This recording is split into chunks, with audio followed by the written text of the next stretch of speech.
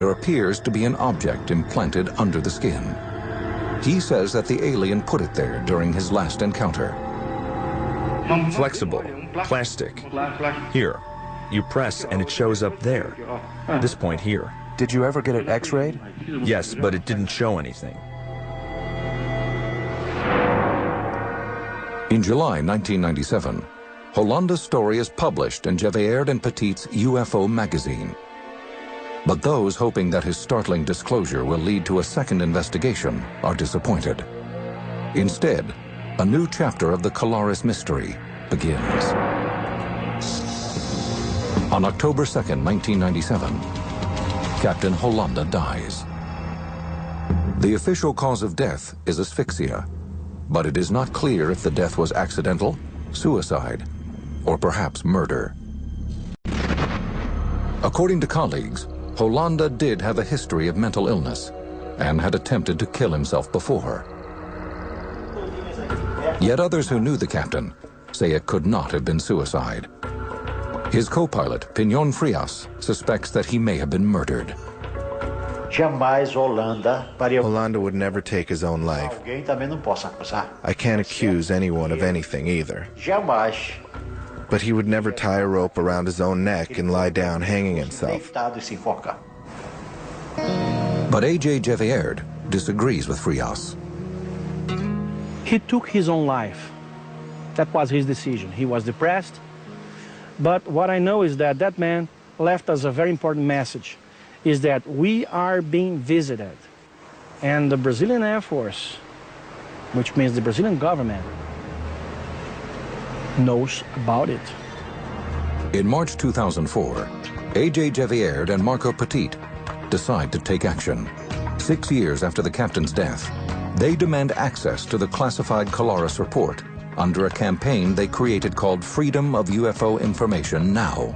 This kind of information that we are talking now, I believe as a UFO researcher and as a citizen of Brazil, that it should not be restricted to the military files, to the military headquarters. It must be known by all society.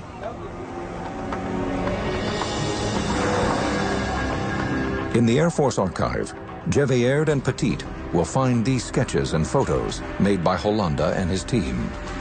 Records that have been hidden for over 30 years.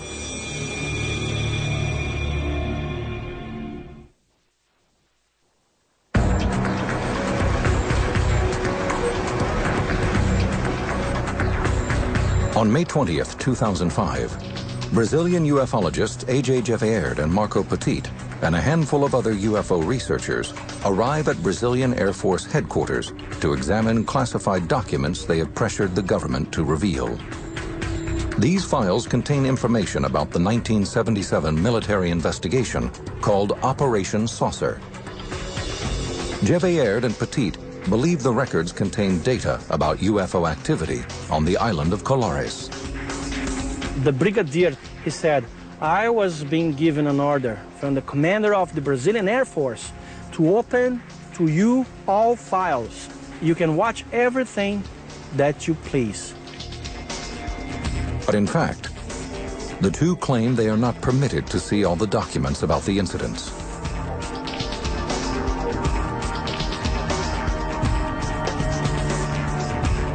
These are some of the photos they examined. Out of more than 2,000 pages of text, 500 photographs, and over 15 hours of film, they are only permitted to view 110 photos and 200 documents. The materials are both illuminating and puzzling.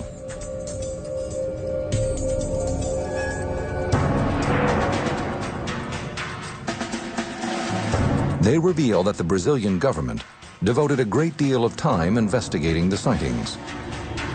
They document numerous statements given by eyewitnesses.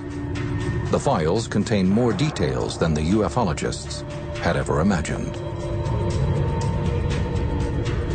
Gevaerd and Petit are not permitted to view the films contained in the files, but they do uncover photographs taken by Captain Hollanda, the head of Operation Saucer. The grainy black and white photos show bright lights high in the night sky.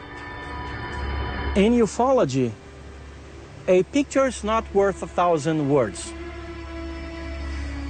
You have to analyze the report of the people who took the picture. Captain Hollanda's voluminous report contains sketches and descriptions of his alleged encounters with alien aircraft. We had access to several documents that describe the encounters in detail, including reconstructions in the form of drawings, not only of the cases that involved the military, but also the cases that involved the residents.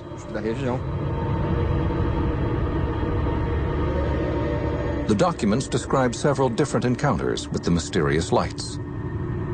The UFOs could come closer to people, and sometimes they could get small, shrink it, or enlarge it, get lighter, like more illuminated.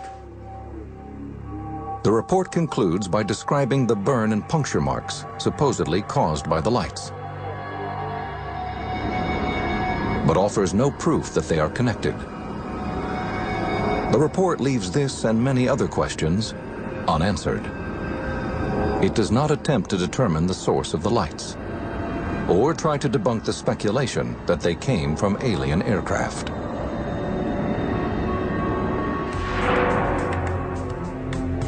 Today, it seems clear that a definitive explanation for the Colares sightings will not come from the Brazilian government.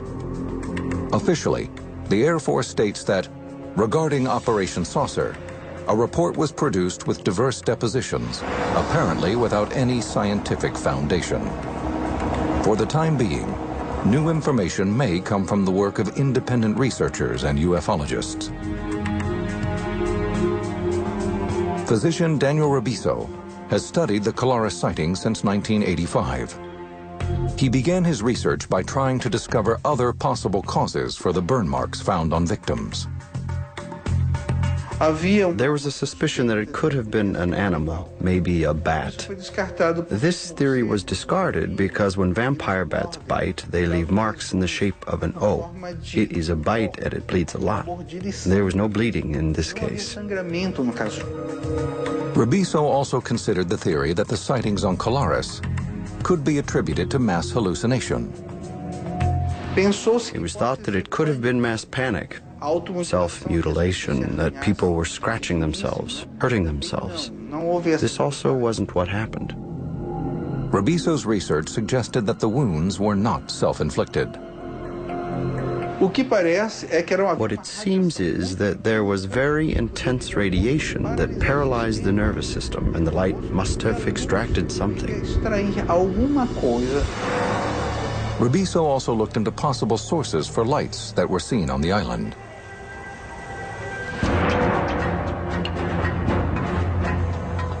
At the time of the sightings, the Brazilian government was fighting communist guerrillas in the state of Para, in which Colares is located. There was the suspicion that it might be a weapon, some clandestine maneuvers of guerrillas using devices to frighten off the population in order to bring in weapons, munitions, and war supplies to Para. Despite reports of guerrilla activity, the government will neither confirm nor deny the information.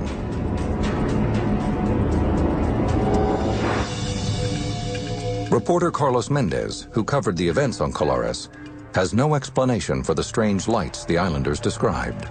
But he believes that the remoteness of Colares and the superstitions of its inhabitants may have played a role in keeping the stories about UFO sightings alive.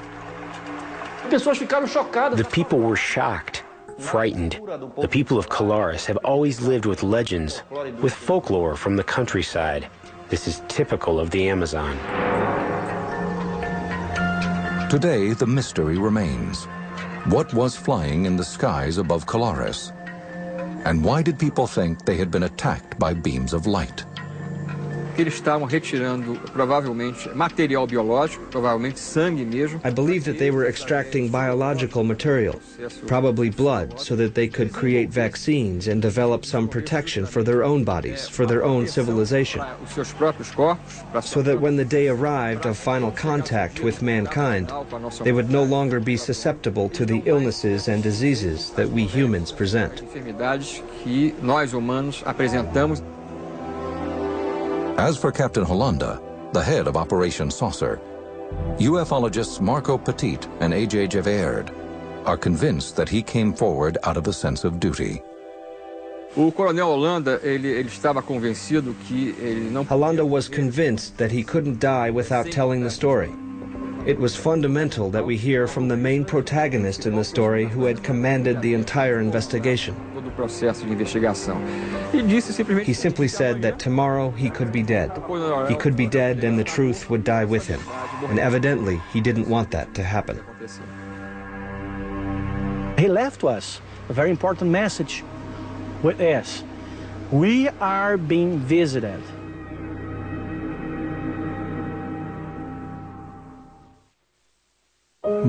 This aircraft carrier won't ever sink. It's made out of ice. What? Under your feet lay hidden bombs waiting to rock this world. Get out of here. These explosive bats are going to win the next war. Come again? Weird ideas have never sounded so dangerous. Weird weapons, next on the History Channel.